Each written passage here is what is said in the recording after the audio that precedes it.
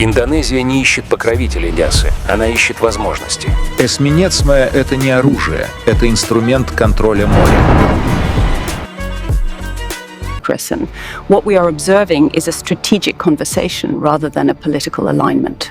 Indonesia remains firmly non-aligned.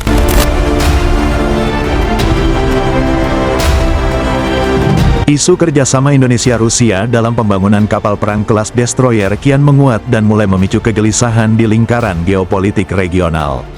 Meski belum diumumkan secara resmi, sumber-sumber pertahanan menyebutkan bahwa pembicaraan strategis antara Jakarta dan Moskow tidak lagi sebatas wacana, melainkan telah menyentuh ranah sensitif, transfer teknologi kapal tempur kelas berat. Rumor ini mencuat di tengah semakin intensnya pendekatan Indonesia terhadap mitra non-barat dalam modernisasi alat utama sistem persenjataan, alutsista. Rusia, yang dikenal sebagai salah satu produsen destroyer dengan kemampuan tempur multidimensi, disebut menawarkan opsi kolaborasi industri, bukan sekadar penjualan unit jadi. Jika benar terrealisasi, langkah ini akan menjadi pergeseran besar arah kebijakan pertahanan laut Indonesia. Sekaligus sinyal keras bahwa Jakarta tidak ingin terus bergantung pada satu blok kekuatan global. Pengamat menilai, potensi kerjasama destroyer ini bukan proyek biasa, melainkan pesan strategis. Indonesia ingin naik kelas dari sekadar operator kapal perang menjadi negara dengan kemampuan desain dan pembangunan kapal tempur berat. Namun di sisi lain, rumor ini juga memunculkan tekanan diplomatik, terutama dari negara-negara yang selama ini mendominasi pasar alutsista Indonesia dan memandang Rusia sebagai mitra sensitif secara geopolitik. Hingga saat ini, pemerintah Indonesia memilih bersikap dingin dan tertutup. Tidak ada bantahan tegas, namun juga tidak ada konfirmasi. Sikap ini justru memperkuat spekulasi bahwa sesuatu sedang dipersiapkan di balik layar. Rusia bukan pemain kecil, dan destroyer bukan kapal patroli.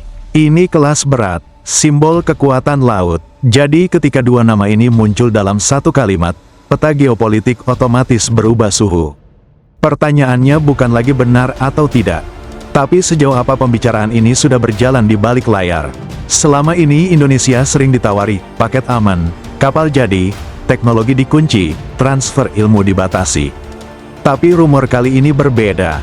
Yang beredar bukan jual beli, melainkan kolaborasi. Artinya, desain, sistem tempur, hingga produksi lokal. Kalau itu benar, maka Indonesia sedang bersiap lompat kelas, dari pengguna menjadi pembuat senjata laut kelas berat. Tentu langkah ini tidak akan disambut tepuk tangan semua pihak. Rusia adalah nama sensitif, dan setiap kerjasama dengannya selalu punya harga politik.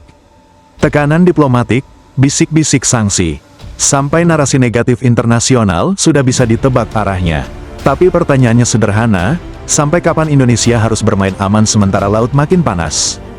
Menariknya, pemerintah tidak membantah, tidak juga mengonfirmasi. Sikap abu-abu ini justru membuat rumor makin liar. Karena dalam dunia pertahanan, tidak ada pembicaraan destroyer yang sifatnya iseng. Semua diawali diam, dan biasanya, ketika diumumkan, segalanya sudah terlambat untuk dihentikan. Jika isu ini terbukti, maka kerjasama destroyer Indonesia-Rusia akan menjadi langkah paling berani dalam sejarah modernisasi TNI AL. Bukan hanya soal kapal, tapi soal sikap, Indonesia menolak dikunci, menolak dikendalikan, dan memilih jalannya sendiri di laut yang makin penuh tekanan. Pertanyaannya sekarang, ini hanya rumor. Dalam dunia pertahanan, keputusan strategis tidak pernah diumumkan saat masih mentah. Ia disiapkan diam-diam, diuji di meja tertutup, disaring dari tekanan politik. Dan ketika akhirnya diumumkan ke publik, semua sudah dikunci, opsi, arah, dan konsekuensinya. Sejarah menunjukkan, lompatan besar selalu diawali oleh keheningan. Kapal perang kelas berat tidak lahir dari konferensi pers, tapi dari negosiasi senyap. Dokumen terbatas, dan komitmen yang hanya diketahui segelintir orang. Maka ketika isu destroyer Indonesia-Rusia muncul dan tidak dibantah, diam justru menjadi sinyal paling keras. Jika benar Indonesia sedang mempersiapkan langkah ini, maka ini bukan soal membeli kapal. Ini soal menentukan posisi. Apakah Indonesia akan terus bermain aman di tengah tekanan global, atau akhirnya memilih berdiri di kaki sendiri? Meski harus berhadapan dengan risiko diplomatik dan sorotan internasional, kerjasama dengan Rusia, jika terjadi, akan menjadi pernyataan tegas bahwa Indonesia tidak ingin menjadi penonton di lautnya sendiri. bahwa modernisasi TNI AL bukan lagi kosmetik, melainkan transformasi nyata.